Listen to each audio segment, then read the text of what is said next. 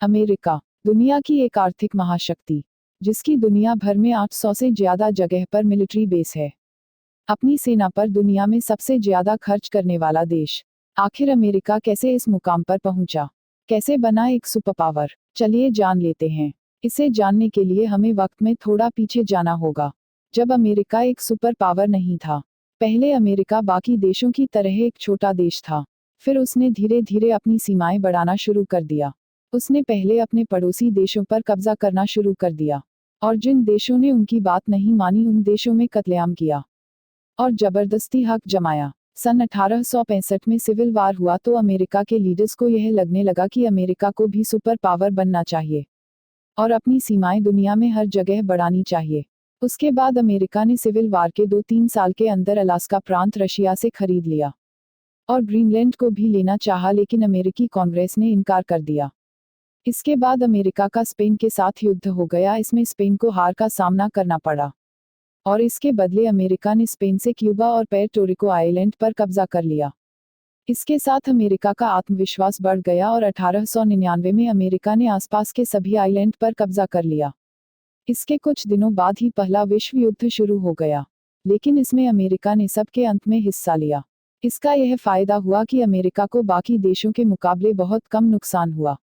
America का दुनिया के पॉलिटिक्स में इंटरेस्ट नहीं था, इसलिए उन्होंने हिटलर को नजरअंदाज कर दिया।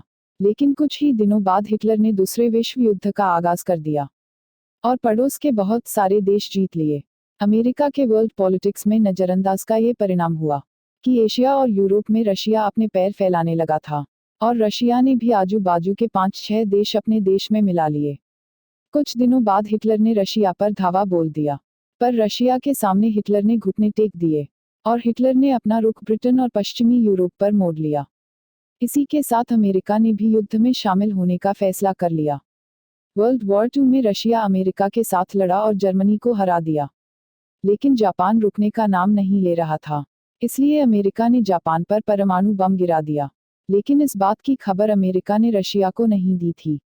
इसी बात पर रशिया अमेरिका से नाराज हो गया।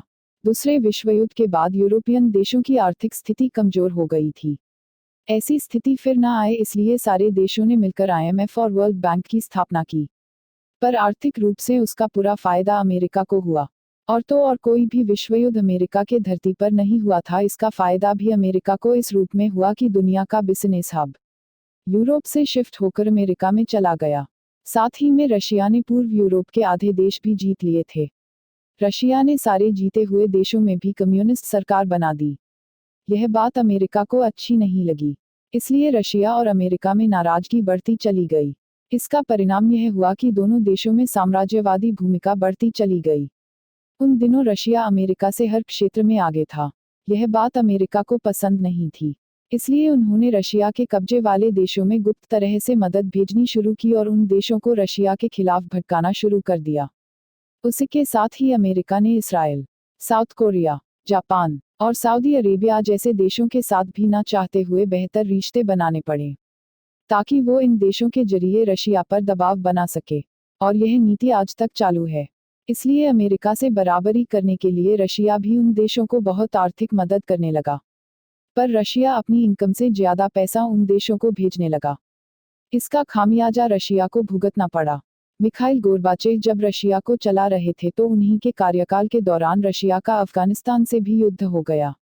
मिखाइल के नीतियों के तहत यूरोप के बहुत से देश जो रशिया के कब्जे में थे उनको आज़ाद करना पड़ा और 1990 आते आते USSR टूट गया और सिर्फ रशिया ही रह गया, और दुनिया का एकमात्र बड़ा आर्थिक रूप से शक्तिशाली देश रह गया, वह था अमेरिका।